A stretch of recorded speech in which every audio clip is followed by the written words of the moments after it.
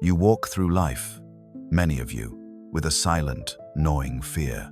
It's the fear of disapproval, the fear of rejection, the paralyzing fear of being disliked, misunderstood, or, God forbid, hated. You strive for universal acceptance, for constant validation, for a gentle nod of approval from every quarter. You mold yourselves into agreeable shapes. You temper your opinions. You soften your edges, all in the desperate hope of securing affection, of being loved by all. You believe that avoiding conflict, sidestepping confrontation, and perpetually seeking harmony is the true path to connection and enduring affection. But what if this very fear, this relentless pursuit of universal likability, is precisely what renders you unlovable in any profound or passionate sense? What if the constant striving to avoid hatred paradoxically prevents the kind of deep, resonant love that truly sustains? What if the very quest for broad acceptance ensures that no one can ever truly see you, know you, or love you for who you authentically are? This is not some romantic platitude or self-help cliché. This is a profound, uncomfortable truth, illuminated centuries ago by a man whose name has become synonymous with ruthless pragmatism, Niccolo Machiavelli. He looked at power, politics, and human nature with an unflinching gaze, stripped of all sentimentality, and in doing so, he laid bare a fundamental dynamic that applies as much to the personal realm as it does to the political. He understood that you can't be truly loved if you're still afraid to be hated. And until you understand why, until you confront this primal fear, you will remain trapped in a gilded cage of others' opinions, forever outside the crucible of genuine connection. Machiavelli's unflinching vision, the prince as a blueprint. To understand this paradox, we must journey back to the chaotic political landscape of Renaissance Italy and the mind of Niccolo Machiavelli. In his infamous treatise, The Prince, Machiavelli offered an unapologetically realistic, some would say cynical, guide to acquiring and maintaining political power. He dared to look at human nature as it is, not as we wish it to be. He observed that men are largely ungrateful, fickle, false, cowardly, and avaricious. And from this stark observation, he derived his most chilling, yet profoundly insightful, conclusions. Machiavelli famously argued that for a prince to survive and thrive, he must learn how not to be good when circumstances demand it.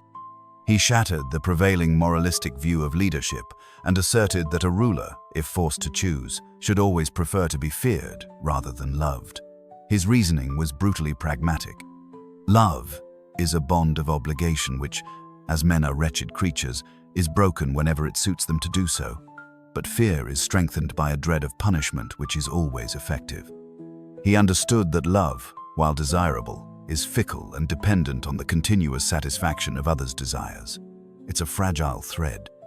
Fear, however, taps into a deeper, more consistent human motivator: self-preservation.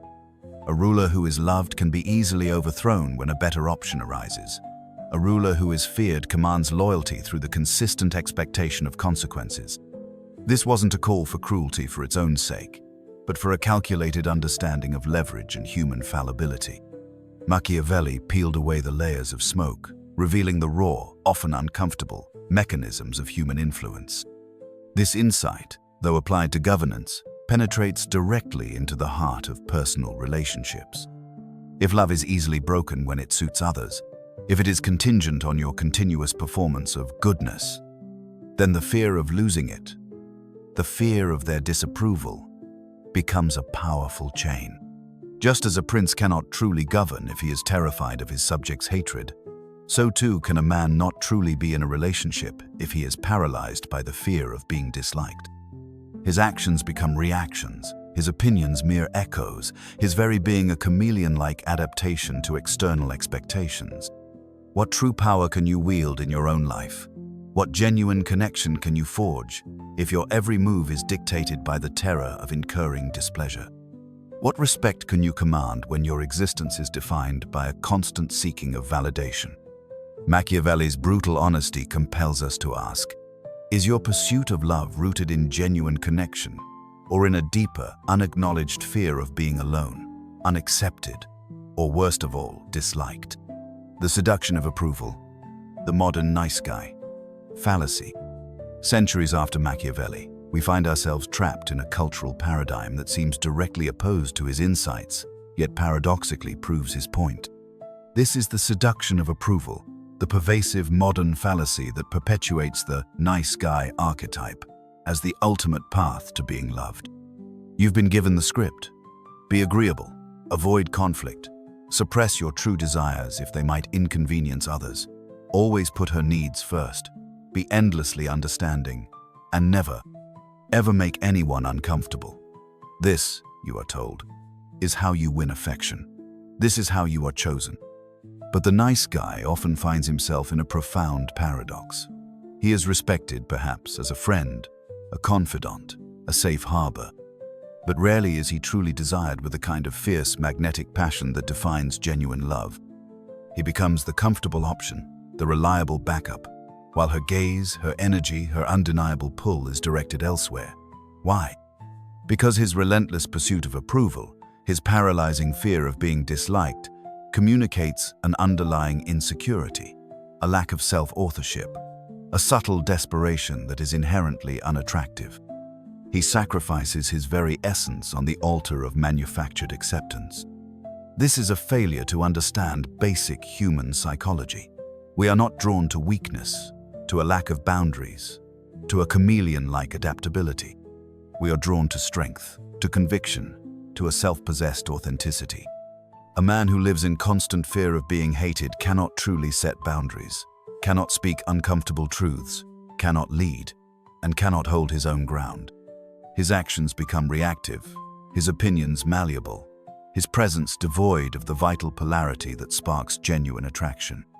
He becomes a wingless creature, crawling in circles, believing his frantic movements will earn him flight, never realizing that he is merely orbiting the desires of others. What kind of love can truly flourish when one party is perpetually performing, desperately seeking validation, and terrified of revealing their true, potentially unpalatable self? Where is the mutual respect when one person implicitly signals, "Your opinion of me is more important than my own truth"? This desperate striving for approval, born of a fear of hatred, creates a hollow, fragile connection, not the robust, passionate love you seek. The price of authenticity, why fearlessness attracts. The profound truth Machiavelli indirectly reveals for relationships is that fearlessness attracts, not fear-mongering. It's the willingness to risk disapproval, to be disliked, to stand firm in your own convictions, that cultivates true self-respect and, ironically, commands genuine love. This isn't about being abrasive or actively seeking hatred. It's about valuing your authenticity above universal acceptance. When you are no longer terrified of being disliked, a powerful shift occurs within you. You stop contorting yourself. You start speaking your truth, even if it's unpopular. You set clear boundaries, not as a punishment, but as an act of self-respect. You choose actions based on your values, not based on anticipating others' reactions. This radical authenticity creates an undeniable magnetic field. Why? Because it signals inner strength. It shows that you are anchored in something deeper than external opinion. It communicates that you have an inner compass, a solid sense of self that cannot be swayed by every shifting breeze of popular sentiment or every fleeting expression of disapproval. This strength is inherently attractive. It provides a profound sense of safety, not the bland safety of predictability, but the robust safety of knowing you are with a man who will not abandon his core when tested, who will not bend to every whim, who can lead himself and, by extension, lead others. The good man who fears hatred often becomes a soldier seduced by the shimmer of his enemy's blade, believing that if he just keeps pleasing, if he just avoids all conflict, he will win affection. But his fear makes him weak, malleable, and ultimately uninspiring. The man who is willing to be disliked, by contrast, is truly free. His actions emanate from a place of genuine self-possession, not desperate performance. This freedom, this authentic power, is what truly ignites passionate love and deep respect. What genuine connection can exist when you are constantly sacrificing your own truth for the sake of artificial harmony? What profound respect can you inspire if your deepest desire is simply to avoid offending anyone? The willingness to face the possibility of hatred for the sake of your own integrity is the crucible in which authentic self-worth is forged, and that worth is the true currency of love. The shadow of neediness. Why approval seeking repels. Delving deeper into the psychology of this dynamic reveals the corrosive power of neediness, the desperate craving for external validation, born from the fear of being disliked, creates an energetic vacuum. It signals that you are incomplete, that you require others' approval to define your worth, that your happiness is contingent on their positive regard. This is the shadow of neediness, and it actively repels deep, passionate connection.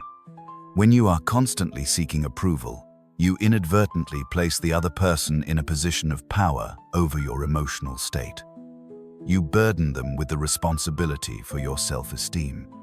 This is a heavy, unattractive weight. People are drawn to those who are whole, who are self-contained, who emanate an internal sense of worth. They are not drawn to those who constantly drain them for validation. Your neediness is a flickering candle, perpetually at risk of being extinguished by a breath of disapproval, making you unpredictable and energetically exhausting. A man who fears hatred cannot truly set boundaries, because setting boundaries implies the risk of upsetting someone, of being perceived negatively. He cannot say no definitively when it means potentially disappointing someone. This lack of boundaries, this porousness of self, creates a profound lack of respect.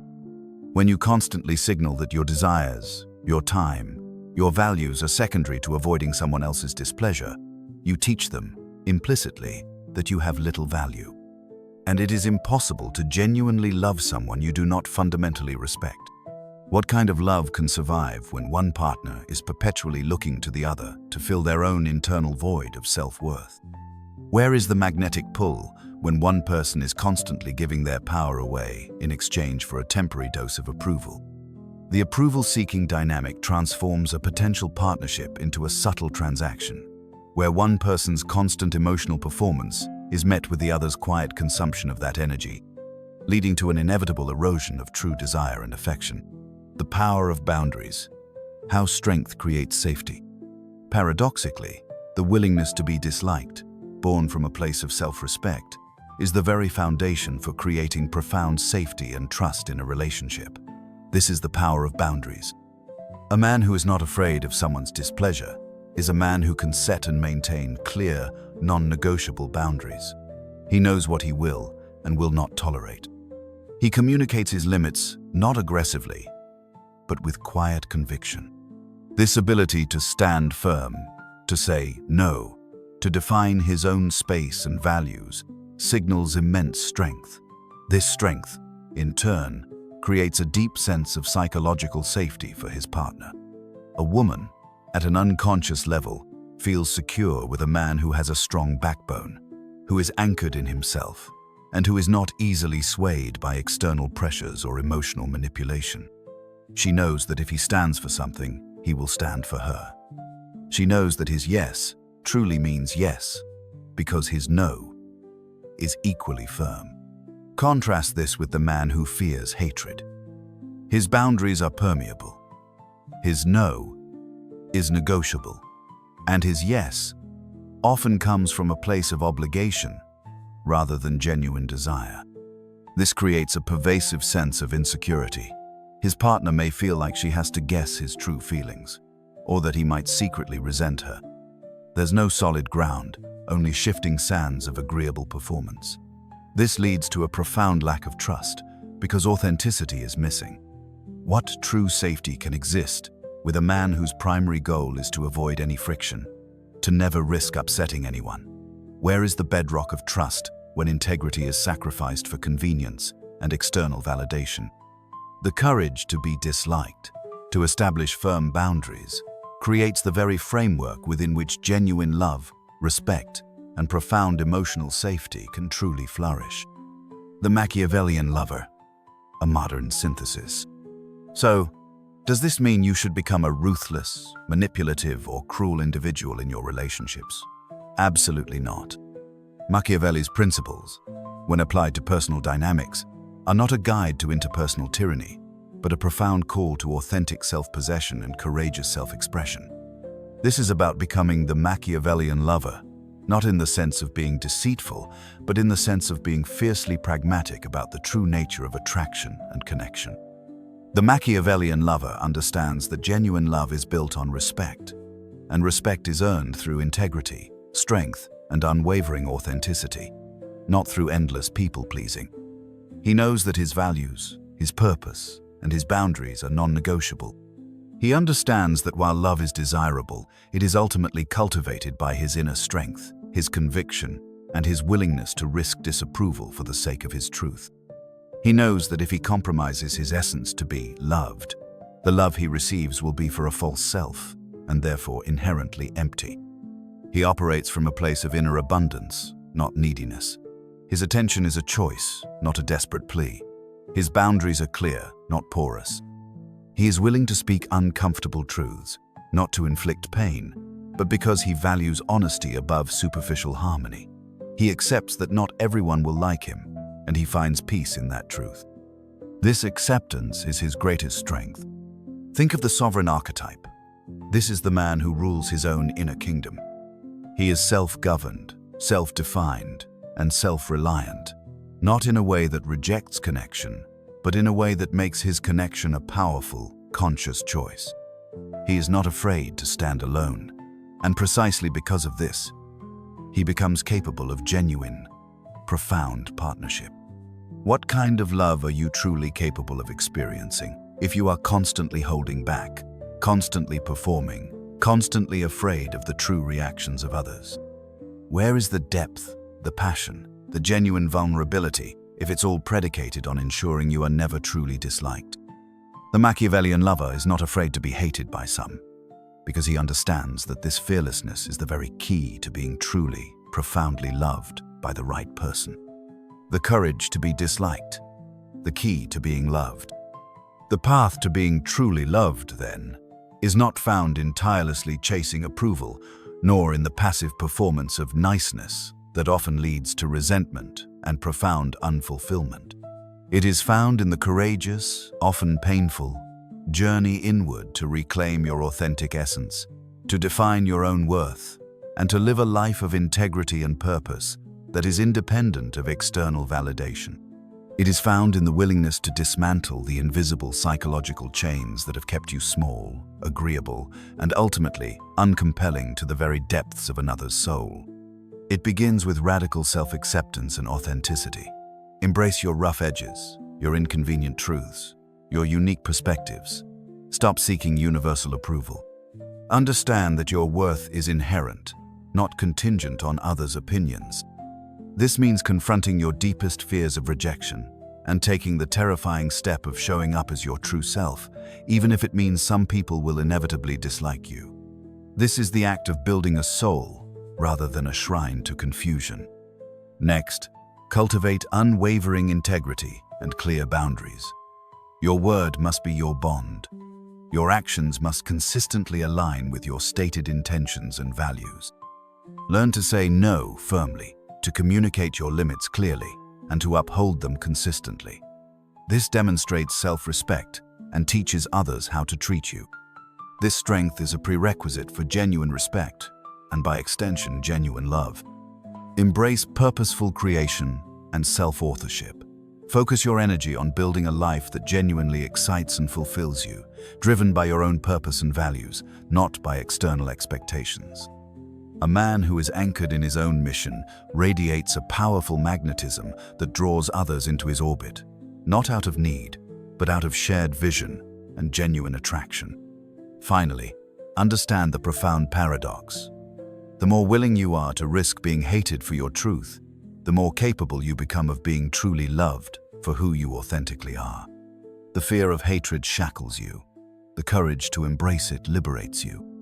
Will you continue to chase the illusion of being good enough by sacrificing your true self, your authentic power, only to find yourself perpetually exhausted, unfulfilled?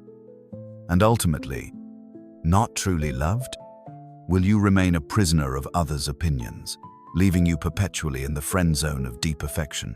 Or worse, in a relationship where you are valued for your utility, not for your true essence? Or will you have the immense courage to look at your own chains, to challenge the cultural scripts that have defined you and taught you to avoid all disapproval, to step into the terrifying, yet infinitely rewarding, work of truly knowing yourself, owning yourself, and embodying your full, integrated, sovereign power, so that you attract not superficial acceptance, but true, profound, and undeniable love? You can't be loved if you're still afraid to be hated. The choice to break free, to claim your true power, rests entirely with you. Reclaim it.